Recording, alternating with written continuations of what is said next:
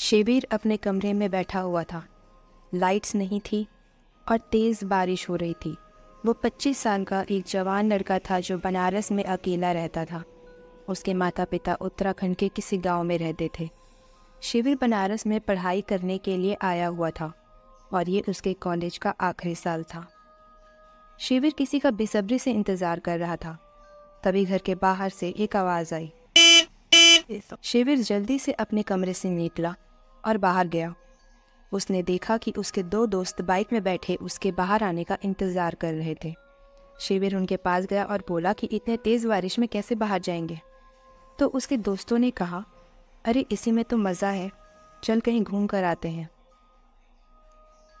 शिविर उनके साथ बाइक में बैठ गया और वो लोग वहाँ से निकल गए। बारिश में भीगते हुए तीनों दोस्त मस्ती मजाक करते हुए जा रहे थे, लेकिन अचानक सड़क स्लिपी होने के कारण उनके बाइक की टायर फिसल गई और वो तीनों गिर पड़े। तीनों के हाथ पैर पर बड़ी चोट आई। हालांकि शिविर जैसे तैसे उठा और उसने बाकी दोस्तों को भी उठाया। फिर तीनों वहीं सड़क के किनारे बैठ गए। तभी शिविर ने देखा कि वो लोग शमशान के पास हैं। ये देखकर वो डर गया और अपने दोस्तों से बोलने लगा कि उन्हें वहाँ से तुरंत निकलना चाहिए। लेकिन उसके दोस्तों में खड़े होने की भी ताकत नहीं थी, क्योंकि पैर में चोट लगी थी और काफ़ी दर्द था। शिविर उन्हें बार बार जाने के लिए कहने लगा, लेकिन उसके दोस्त खड़े नहीं हो पा रहे थे। तभी शिविर को ऐसा लगा जैसे वहाँ आसपास कोई है और उन्हें देख रहा है। शिविर ने इधर उधर देखा, लेकिन आसपास कोई नहीं था। तभी किसी ने उसके कंधे पर हाथ रखा और शिविर चौंक कर पीछे मुड़ा। तभी उसने देखा कि सामने एक लड़की खड़ी हुई थी जो बहुत ही सुंदर थी। उसने लाल साड़ी पहन रखी थी और बारिश में भीगी हुई थी। उसकी सुंदरता देख शिविर उसमें खो गया। उसके दोनों दोस्तों की भी वही हालत थी। वो भी उस लड़की को निहार रहे थे। उस लड़की ने कहा, कोई मदद चाहिए क्या आपको? शिविर उसकी मधुर आवाज़ सुनकर मोहित सा हो गया। उसने हाँ कहा और उससे ज़्यादा कुछ बोल नहीं पाया। उस लड़की ने देखा कि उसे चोट लगी है और उसके दोस्त भी घायल हैं, तो उसने कहा, यहाँ पास में ही मेरा घर है, वहाँ चलकर आराम करो, कल सुबह चले जाना, वैसे भी बारिश बहुत तेज़ हो रही है। उसकी ये बात शिविर टाल नहीं पाया। तीनों दोस्त उसके साथ जाने के लिए तैयार हो गए। वो लड़की आगे आगे चलने लगी और शमशान की तरफ जाने लगी। ये देख शिविर और बाकी सब हैरान हो गए, लेकिन फिर भी बिना सवाल किए उसके पीछे पीछे चल दिए। शमशान में जाने के बाद उन्होंने देखा कि वहाँ एक छोटी सी झोपड़ी है। शिविर ने पूछा, क्या तुम यहीं रहती हो? तो वो लड़की हंसी और उसने हाँ में सर हिलाया। फिर झोपड़ी के अंदर चली गई। शिविर और दोनों लड़के भी उसके पीछे झोपड़ी में चले गए, लेकिन अचानक न जाने अंदर जाते ही उन्हें क्या हुआ कि वो बेहोश हो गए। रात के 1 बज रहे थे जब शिविर को सबसे पहले होश आया, लेकिन जिस हालत में उसने अपने आप को पाया वो देख उसके होश उड़ गए। उसने देखा कि वो एक अंधेरे कमरे में पलंग पर बंधा हुआ था। ऊपर से थोड़ी सी रोशनी आ रही थी जो उसके नग्न शरीर पर पड़ रही थी। उसके शरीर पर एक भी कपड़ा नहीं था। हाथ पैर पलंग से बंधे हुए थे और शरीर पर कुछ खरोच के निशान थे। वो डर में थरथराने लगा और उसने देखा कि उसके दोस्त भी आसपास नहीं थे। उसने उन्हें पुकारा, लेकिन उनका कोई जवाब नहीं मिला। तभी एक आवाज़ आई। शिविर के रोंगटे खड़े हो गए। उसने पूछा, कौन है आसपास? तभी सामने वही लड़की आई जिसने उन्हें मदद के लिए पूछा था। शिविर उसे देखकर बिल्कुल दंग रह गया, क्योंकि वो किसी साधारण वेश में नहीं थी, बल्कि उसे देखकर अब ऐसा लग रहा था जैसे कि वो कोई अप्सरा हो। शिविर उसे देखता रह गया। लंबे बाल, सुंदर सा चेहरा, कोमल शरीर पर लदे हुए आभूषण शिविर को अपनी ओर आकर्षित कर रहे थे। शिविर ने घबराते हुए पूछा, कौन हो तुम? लड़की हंसकर बोली, कामेश्वरी हूँ मैं, जो संसार का हर सुख दे सकती है। लोग मुझे यक्षिणी भी कहते हैं और मुझे पाने के लिए ना जाने कितने सालों की तपस्या में लगे रहते हैं, लेकिन फिर भी मैं किसी से प्रसन्न नहीं होती। लेकिन तुम और तुम्हारा सौंदर्य ऐसा है कि तुमने कई यक्षिणी को भी बिना साधना के प्राप्त कर लिया है। यक्षिणी उसके पास आकर बैठ गई और उसे स्पर्श करने लगी। शिविर काँप रहा था। उसने कहा, मुझे छोड़ो, मेरे दोस्त कहाँ हैं? मुझे घर जाना है। यक्षिणी हंसने लगी और बोली, बड़े बड़े साधक मुझे हासिल करना चाहते हैं और एक तुम हो कि मुझसे दूर भाग रहे हो। शिविर को समझ नहीं आ रहा था कि वो क्या कह रही है। यक्षिणी उसे स्पर्श कर रही थी और उससे शिविर उत्तेजित होता जा रहा था। यक्षिणी ने इस बात का फ़ायदा उठाया और उसके करीब जाने लगी। उसने शिविर को कहा, आज से तुम्हारी ज़िंदगी बदलने वाली है। ये कहकर यक्षिणी शिविर के साथ हम बिस्तर हो गई और शिविर ने भी उसे नहीं रोका। वो रात बीती और जब शिविर की आंखें खुली तो उसने खुद को अपने घर पर ही पाया। ये देख वो चौंक गया। उसे समझ नहीं आ रहा था कि उसके साथ जो हुआ वो सच था या कोई सपना। उसने अपने आप को देखा। उसने कपड़े पहने हुए थे। उसे लगा कि वो सब एक सपना था, लेकिन जब वो आईने के सामने गया तो उसने अपने गर्दन पर नाखूनों के निशान देखे, जिसे देख उसे समझ आ गया कि वो सब सच था। उस समय वो अपने दोस्तों के बारे में भूल गया था। सारा दिन वो यक्षिणी के बारे में सोचता रहा और फिर जब रात हुई और वो सोने गया तो फिर से उसके होश उड़ गए, क्योंकि उसके कमरे में यक्षिणी थी। शिविर ने कहा, मतलब तुम सच में हो? वो मेरी कल्पना नहीं थी। यक्षिणी ने कहा, नहीं, ये तुम्हारी कोई कल्पना नहीं है। मैं सच में तुम्हारे सामने हूँ और तुमसे प्यार करना चाहती हूँ। शिविर के चेहरे पर मुस्कान आ गई और वो दोनों उस रात फिर से करीब आ गए। सुबह होते ही शिविर ने देखा कि यक्षिणी वहाँ से जा चुकी थी। वो बहुत खुश था क्योंकि यक्षिणी जैसी सुंदर स्त्री उसके प्यार में पड़ चुकी थी। वो यक्षिणी के साथ अब घर बसाने का सपना देख रहा था, लेकिन वो जानता नहीं था कि यक्षिणी के मन में कुछ और ही है। हर रात यक्षिणी शिविर के पास आती और उसके साथ समय बिताया करती। एक रात जब वो दोनों साथ में बैठे हुए थे तो यक्षिणी ने उससे कहा, मैं चाहती हूँ कि अब हम एक हो जाएं, हमेशा साथ रहें। शिविर ये सुनकर खुश हो गया। उसने कहा, मैं भी यही चाहता हूँ। ये सुनकर यक्षिणी भी खुश हो गई और उसने कहा, तो कहो कि मैं शिविर गुप्ता अपने आप को हमेशा के लिए यक्षिणी को सौंपता हूँ। शिविर को ये कुछ अजीब लगा, लेकिन उसने बिना कुछ सोचे समझे ये बात कह दी। यक्षिणी खुश हो गई और सुबह होते ही फिर चली गई। उस दिन शिविर को अपने दोस्तों का कॉल आया, जिनके बारे में वो भूल चुका था। उन्होंने आपस में मिलने का प्लान बनाया और शाम के समय शिविर उनसे मिलने पहुंच गया। लेकिन उसके एक दोस्त ने उसे देखकर कहा, तुझे क्या हुआ है? बीमार था क्या? तेरा शरीर इतना कैसे गिर गया? शिविर ने इन दिनों कभी भी अपने शरीर पर ध्यान नहीं दिया। उसने कहा, हाँ, थोड़ा बीमार था। फिर उसी दोस्त ने उससे पूछा, यार, उस रात झोपड़ी में जाने के बाद क्या हुआ था? तुझे याद है क्या? हमने तो जब आंखें खोली तो हम अपने घर पे थे। वो लड़की कहाँ गई? तू मिला क्या उससे दोबारा? इन सब सवालों से शिविर को समझ आया कि झोपड़ी में जाने के बाद यक्षिणी सिर्फ उसके पास आई थी और उसके दोनों दोस्त अपने घर पर पहुंच गए थे। शिविर उन्हें यक्षिणी के बारे में नहीं बताना चाहता था, इसलिए उसने ना कह दिया और वापस घर पर चला गया। इसके बाद हमेशा की तरह हर रात शिविर यक्षिणी के साथ रात बिताने लगा, लेकिन अब उसे खुद में कमज़ोरी महसूस होने लगी थी। वो हर रात यक्षिणी के साथ रहकर थक चुका था, क्योंकि यक्षिणी उसे कभी भी आराम नहीं करने देती थी। एक रात जब यक्षिणी उसके पास आई तो शिविर ने उसे रोकने की कोशिश की, लेकिन यक्षिणी ने कहा, बस कुछ दिन और, फिर तुम्हारी थकान भी मिट जाएगी। ये कहकर वो वापस शिविर के पास आ गई।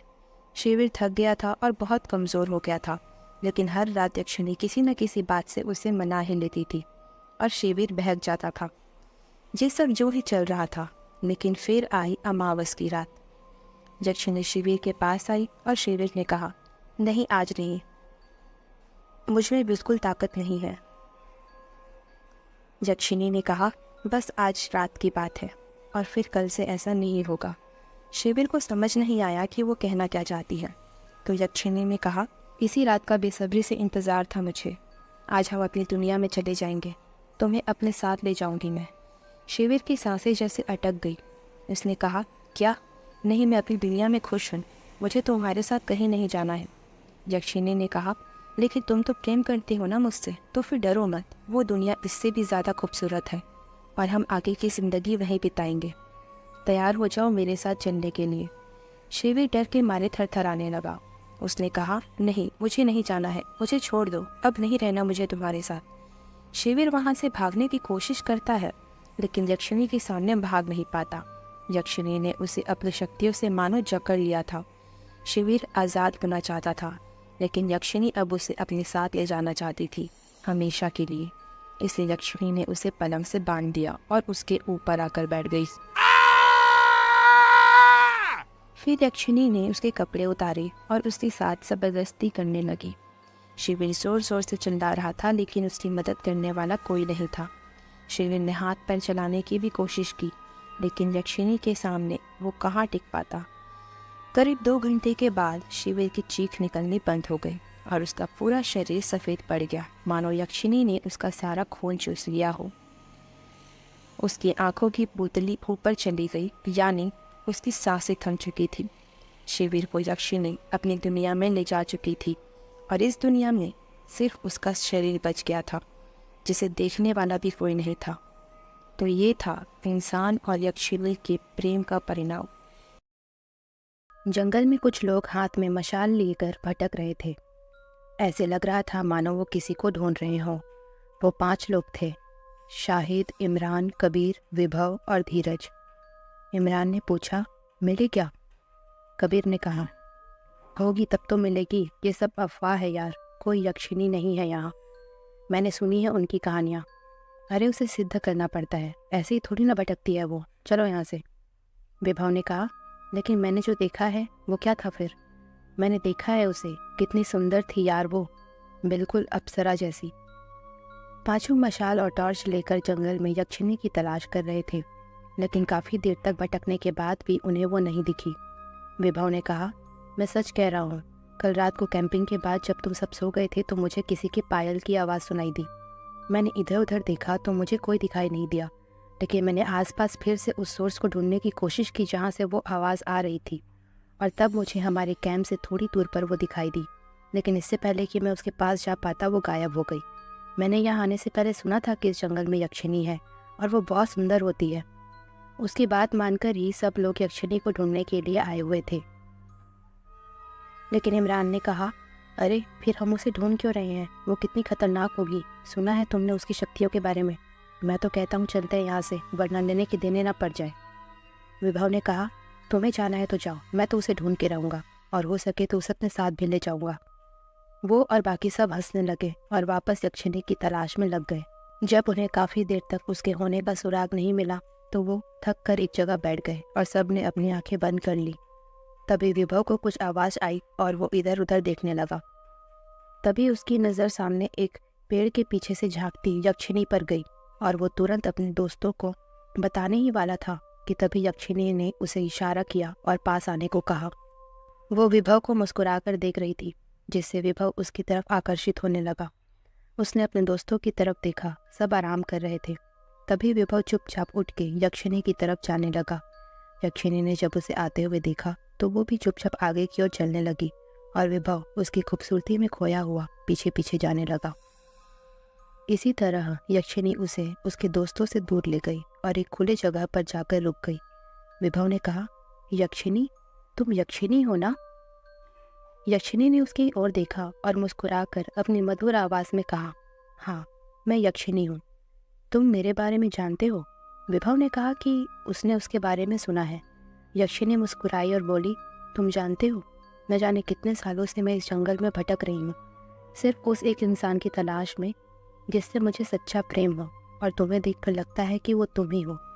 विभव ने जब ये सुना तो उसकी खुशी का ठिकाना नहीं था।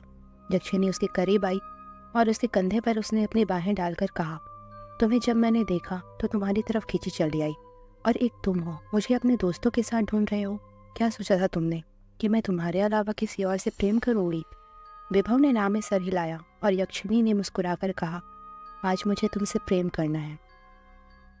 विभव उसकी बात सुनकर 7वें आसमान में पहुंच गया था।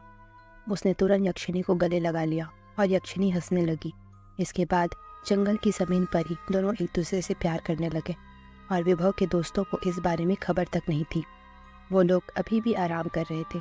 तभी इमरान ने आंखें खोली और उसने विभव को वहाँ ना देखकर कहा, अरे कहाँ गया ये लड़का? इस जंगल में अकेले कहाँ घूमने चला गया। सब उसे ढूंढने लगे और इधर विभव यक्षिणी के साथ भोग विलास कर रहा था। इसी दौरान विभव ने यक्षिणी से पूछा, लेकिन तुम यहाँ करती क्या हो। इस पर यक्षिणी जोर से हंसने लगी और बोली, इंतजार करती हूँ तुम जैसे इंसानों का, ताकि 1000 इंसान का खून पीकर इस जंगल से मुक्ति पा सकूं। अचानक ही सुनते ही विभव की सांसें अटक गई और वो एकदम से सुन पड़ गया। यक्षिणी ने कहा, पिछले 10 सालों से भटक रही हूँ यहाँ अपने अभिशाप के कारण। अब तक 995 इंसानों का खून पी चुकी हूँ और आज उसकी तादाद 1000 हो जाएगी। विभव को बहुत बड़ा झटका लगा। उसने यक्षिणी से दूर होने की कोशिश की, लेकिन यक्षिणी ने उसे जाने नहीं दिया। विभव अब पसीने से पूरी तरह भीग चुका था। यक्षिणी ने कहा, इतने सालों के बाद कोई इंसान आया है इस जंगल में, इसलिए अब तक मैं मुक्त नहीं हो पाई, लेकिन अब तुम आए हो तो तुम सबका खून पीकर अपने अभिशाप से मुक्त हो जाऊंगी मैं। विभव चीखने लगा और उसकी चीख उसके दोस्तों को भी सुनाई दी। जैसे ही विभव ने चीखा, वैसे ही यक्षिणी ने उसके सीने में अपने नाखून घुसा दिए और विभव की सांसें अटक गई। वो तड़प रहा था और उसके माथे की नसें भी दिखाई देने लगी थी। तभी उसने यक्षिणी के हाथ को देखा, जिसमें अचानक दरारें पड़ने लगी थी और विभव के शरीर का सारा खून यक्षिणी पीने लगी थी। इधर उसके दोस्त विभव को ढूंढते हुए उसी जगह पर आ पहुंचे जहां यक्षिणी उसे लेकर गई थी, और सामने का मंजर देख उनकी रूह कांप गई। सामने विभव की लाश पड़ी हुई थी और यक्षिणी वहां नहीं थी। उसकी वो हालत देखकर चारों दोस्तों के पैरों तले जमीन खिसक गई। उन्होंने उसकी नब्ज चेक की तो उन्हें पता चला कि उसकी धड़कन रुक चुकी है। कबीर ने कांपते हुए कहा, क्या क्या हुआ होगा इसके साथ। सबके चेहरे का रंग उड़ा हुआ था और उन्हें समझ नहीं आ रहा था कि आगे क्या करना चाहिए। तभी उन्हें कुछ आवाज़ सुनाई थी। उन्हें ऐसा लगा जैसे कि आसपास कोई है, क्योंकि किसी के पैरों की आवाज़ सुनाई दे रही थी। इमरान ने कहा, कहीं यक्षिणी ने तो। इतना कहते ही वो आगे कुछ बोल नहीं पाया। सबके रोंगटे खड़े हो गए थे। धीरज ने कहा, यहाँ से निकलना चाहिए, कहीं हम भी इसकी तरह मारे ना जाए। धीरज की बात सुनकर सब और डर गए और सब लोग विभव की लाश को उठाकर अपने कैंप की तरफ जाने लगे। धीरज सबसे पीछे चल रहा था। तभी उसके कंधे पर किसी ने हाथ रखा और वो सुन पड़ गया। उसके दोस्त आगे चल रहे थे। धीरज ने जैसे ही उन्हें पुकारने की कोशिश की, अचानक उसके मुंह पर यक्षिणी ने हाथ रख दिया और उसे खींचकर वहां से ले गई। फिर शाहिद का ध्यान इस बात पर गया कि धीरज वहां नहीं है और वो परेशान हो गया। उसने भी ये बेवकूफ़ी की कि अकेले धीरज को ढूंढने लगा। उसने धीरज को पुकारा, धीरज, धीरज कहाँ है तू। उसकी पुकार उसके दोस्तों ने भी सुन ली और इमरान ने कहा, ये धीरज और शाहिद कहाँ गए हैं, पागल है क्या दोनों, सब कुछ जानते हुए भी अकेले यहाँ भटक रहे हैं। कबीर और इमरान उन दोनों को आवाज़ देने लगे। इधर शाहिद धीरज को ढूंढ रहा था कि तभी अंधेरे में उसका पैर न जाने किस चीज़ पर पड़ा और वो नीचे गिर गया। फिर उसने देखा कि वो कोई चीज़ नहीं बल्कि एक लाश थी, और गौर से देखने पर पता चला कि वो लाश धीरज की थी। उसकी हालत भी बिल्कुल विभव जैसी थी। शाहिद डर के मारे थरथराने लगा और उसने तुरंत अपने दोस्तों को आवाज़ लगाई। इमरान और कबीर ने उसकी आवाज़ सुनी, लेकिन समझ नहीं पाए कि वो किस दिशा में है। शाहिद डर के मारे रोने लगा था। तभी उसे यक्षिणी के हंसने की आवाज़ सुनाई दी और वो उस जगह से भागने लगा।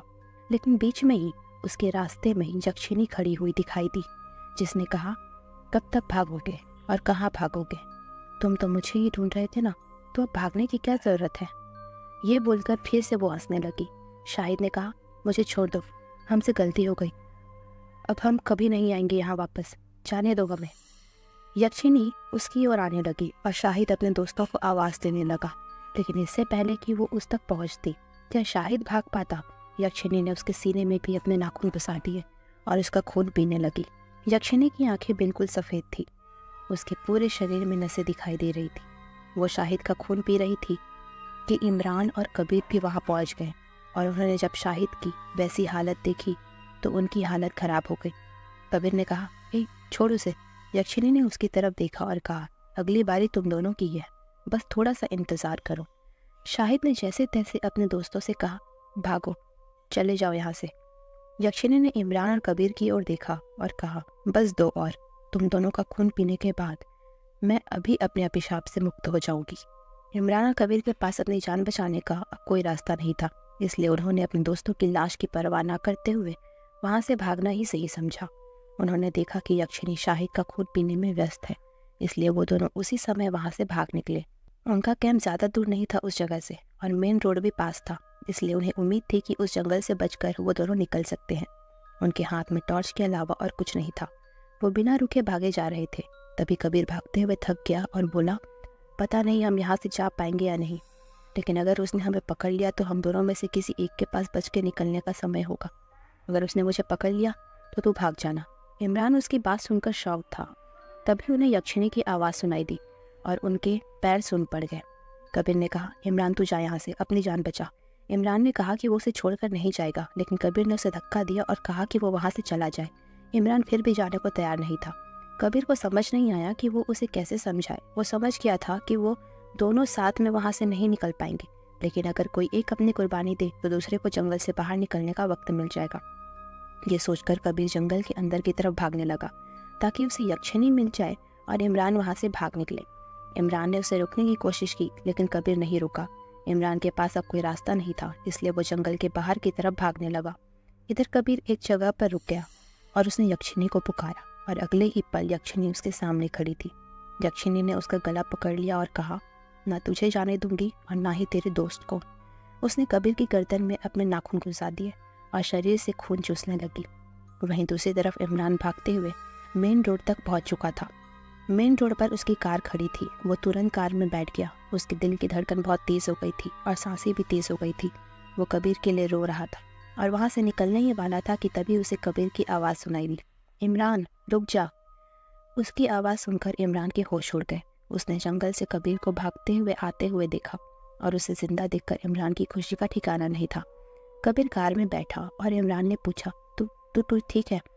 कबीर के गर्दन पर गहरे जख्म बने हुए थे। कबीर ने कहा, हाँ मैं ठीक हूँ। मर ही गया होता, लेकिन माँ की इस ताबीज़ ने बचा लिया। कबीर के गले में एक ताबीज़ था जिसे उसने बचपन से पहना हुआ था। जब यक्षिणी कबीर का खून पी रही थी तब अचानक उसकी नज़र उस ताबीज़ पर गई और उसे देखते ही यक्षिणी ने उसे छोड़ दिया और न जाने क्यों कांपने लगी। कबीर को भी ये समझ नहीं आया, लेकिन उसने बिना समय गंवाए वहाँ से भागना ज़रूरी समझा। यक्षिणी बहुत गुस्से में थी और चीख रही थी, क्योंकि इस बार उसके दो शिकार उससे बच के निकल गए थे। इमरान ने पूछा कि ये ताबीज़ किस चीज़ का है, तो कबीर ने कहा, बचपन में माँ ने पहनाया था। मुझे भी नहीं पता कि इसमें ऐसा क्या है जिससे यक्षिणी डर गई। अब जल्दी चले यहाँ से, वरना फिर से ना आ जाए वो। इमरान और कबीर वहाँ से तुरंत निकल गए और यक्षिणी जंगल में गुस्से में चीखती रह गई। अब यक्षिणी को फिर से इंसान का इंतज़ार करना था ताकि कोई आए और वो उनका खून पीकर अपने अभिशाप से मुक्त हो सके। ये कहानी है आंध्र प्रदेश की, जहाँ छोटे से गांव में बहुत ही साधारण सा तबका रहता था। वहाँ कोई भी पढ़ा लिखा नहीं था। ये तबका लकड़ियाँ बेचकर, खेती किसानी करके या कहीं मजदूरी करके रोजी रोटी कमाता था। गांव में औरतों के लिए घूंघट डालकर रहने की प्रथा थी। वहीं लड़कियां भी घर गृहस्थी के काम में लगी रहती थी। इसी गांव में था एक कुआं, जो पानी लेने का एकमात्र सोर्स था। यानी कुएं के अलावा उस गांव में कोई हैंडपंप या नल नहीं था। औरतों को सुबह शाम इसी कुएं से पीने और दूसरे कामों के लिए पानी ले जाना पड़ता था। इसी तबके में शालिनी और उसका पति निवेश रहते थे। शालिनी माँ बनने वाली थी, लेकिन फिर भी उसे घर के काम खुद ही करने पड़ते थे, क्योंकि निवेश दूसरों के खेत में मजदूरी करने जाता था और उनके घर में और कोई नहीं था जो शालिनी का ख्याल रखकर घर के काम कर सके। ये बात है रात के समय की, जब शालिनी कुएं से पानी भरने के लिए गई हुई थी। उस समय कुएं के पास वो अकेली थी और बहुत अंधेरा छाया हुआ था। शालिनी ने जल्दी से कुएं में बाल्टी डाला और पानी खींचने लगी। एक मटके में पानी भरने के बाद वो वापस लौटने ही वाली थी कि तभी कुएं के अंदर से उसे कुछ आवाज़ आई। वो आवाज़ कुछ ऐसी थी जैसे कुएं में कुछ गिरा हो। अंधेरे की वजह से शालिनी को कुछ दिखाई नहीं दिया और उसे समझ नहीं आया कि ये आवाज़ किस चीज़ की है। वो उस आवाज़ को नज़रअंदाज करके लौटने ही वाली थी कि तभी उसने कुछ सुना, शालिनी। ये सुनकर शालिनी पीछे मुड़ी। उसका चेहरा घूंघट से ढका हुआ था, इसलिए उसने थोड़ा सा घूंघट हटाया और इधर उधर देखने लगी। वहाँ दूर दूर तक कोई नहीं था। शालिनी ने कहा, कौन है यहाँ? तभी कुएं से वापस से वो आवाज़ आई, शालिनी मैं यहाँ हूँ। शालिनी ने जब ये देखा कि वो आवाज़ कुएं से आ रही है तो उसको डर लगने लगा और इसलिए वो जल्दी से वहाँ से भाग गई। घर जाकर उसने इस बारे में निवेश को बताया, पर उसने कहा कि ये सब उसका वहम है। शालिनी घबराई हुई थी। फिर अगले दिन सुबह वापस से पानी भरने के लिए वो कुएं के पास गई, जहाँ कुछ औरतें पहले से पानी भर रही थी। उनमें से एक थी कामिनी, जो शालिनी की अच्छी सहेली थी। शालिनी ने पहले कुएं के अंदर झांक कर देखा। वो कुआं था तो बहुत गहरा, लेकिन पानी के अलावा अंदर कुछ भी नजर नहीं आया। शालिनी रात की बात को लेकर घबराई हुई थी, इसलिए उसने कामिनी से पूछा कि क्या उसे कुएं से कुछ आवाज़ आती है। तो कामिनी ने उसे हैरानी से देखा और बोली, कैसी आवाज़? मैंने तो कोई आवाज़ नहीं सुनी। शालिनी ने आगे उसे कुछ नहीं बताया और पानी लेकर वापस चली गई। शालिनी गर्भवती थी, इसलिए एक ही बार में उसे पानी लाने में दिक्कत होती थी, इसलिए वो सुबह शाम 2 बार पानी लेने जाती थी। उस शाम को वो जल्दी पानी लेने चली गई ताकि कोई अनहोनी ना हो जाए। उस समय भी कुएं वाला इलाका सुनसान पड़ा हुआ था। शालिनी ने तुरंत कुएं के अंदर बाल्टी डाला और पानी खींचने लगी, लेकिन अचानक उसकी बाल्टी बीच में अटक गई। शालिनी ने बहुत कोशिश की बाल्टी को निकालने की, लेकिन न जाने क्यों वो रस्सी को खींच ही नहीं पा रही थी। शालिनी ने इसकी वजह जानने के लिए कुएं में झांका, पर उसने देखा कि बाल्टी कहीं अटकी नहीं थी। उसने फिर से रस्सी खींचने की कोशिश की, लेकिन रस्सी ऊपर आ ही नहीं रही थी। उसने आसपास देखा ताकि किसी से मदद ले सके, पर वहाँ कोई आता जाता दिखाई नहीं दे रहा था। तभी कुएं के अंदर से उसे वापस से आवाज आई, शालिनी, शालिनी, कोई भी देखो, मैं यहाँ हूं। शालिनी के रोंगटे खड़े हो गए थे। उसने कुएं में झांका, लेकिन पानी बिल्कुल शांत था और कुछ भी नहीं था अंदर। इतने में ही किसी ने उसके कंधे पर हाथ रखा, जिससे शालिनी डर कर चीख पड़ी। पर पीछे निवेश था। उसने कहा, अरे क्या हुआ, इतनी देर क्यों लग गई पानी लाने में? मुझे चिंता हुई तो मैं आ गया। शालिनी ने उसे बताया कि कुएं के अंदर से कुछ आवाज़ आ रही है, लेकिन निवेश ने उसकी बात पर विश्वास नहीं किया। लेकिन उसने कहा कि अगर उसे यहाँ डर लगता है तो शाम के समय पानी लेने वो आ जाया करेगा। उसने कहा, तुम घर जाओ, मैं पानी लेकर आता हूँ। शालिनी वहाँ से चली गई। फिर निवेश ने बाल्टी को निकाला और इस बार बाल्टी बड़ी आसानी से ऊपर आ गई। 2-3 बाल्टी पानी भरने के बाद निवेश वहाँ से जाने ही वाला था कि तभी उसे कुएं से कुछ आवाज़ आई। निवेश, कहाँ जा रहे हो? मैं यहाँ हूँ। निवेश ने जब ये आवाज़ सुनी तो उसके हाथ से डर के मारे बाल्टी छूट गई। उसने तुरंत कुएं में देखा। पहले तो कुएं का पानी बिल्कुल शांत था, लेकिन फिर अचानक से उसे पानी में किसी की झलक दिखाई दी। वो झलक एक स्त्री की थी, जिसका रूप किसी अप्सरा की तरह सुंदर था। उसने लाल कपड़े पहने हुए थे और आभूषणों से लदी हुई थी। निवेश को वो स्त्री कुछ सेकंड के लिए ही दिखाई दी और उसी पल जैसे कि वो सम्मोहित सा हो गया था। तभी किसी ने उसके कंधे पर हाथ रखा और जब निवेश ने पीछे देखा तो उसकी आंखें फटी की फटी रह गई। सामने वही स्त्री थी जिसकी झलक उसे कुएं में दिखाई दी थी। लहराते घने बाल, सुंदर नयन नक्श, पतली कमर, शरीर की चमक, सब कुछ निवेश का मन मोह चुके थे। निवेश उसे ही देख रहा था। उस स्त्री ने निवेश से पूछा, मेरे साथ चलोगे? निवेश ने बिना कुछ कहे सिर्फ हाँ में सर हिलाया और वो स्त्री कुएं की दीवार पर चढ़ गई। उसने निवेश को अपना हाथ दिया और निवेश उसका हाथ पकड़कर कुएं में चढ़ गया। फिर उस स्त्री ने कहा, बोलो, मैं अपने आप को यक्षिणी को सौंपता हूँ। निवेश ने उसकी तरफ देखते हुए ये बात बोली और फिर दोनों एक दूसरे का हाथ पकड़कर कुएं में कूद गए। दूसरी तरफ शालिनी निवेश के घर आने का इंतजार कर रही थी। वो बार बार घर से बाहर झांक कर देख रही थी कि शायद निवेश आते हुए दिखाई दे दे। जब काफ़ी देर तक निवेश नहीं आया तो उसने कुएं के पास जाने के बारे में सोचा।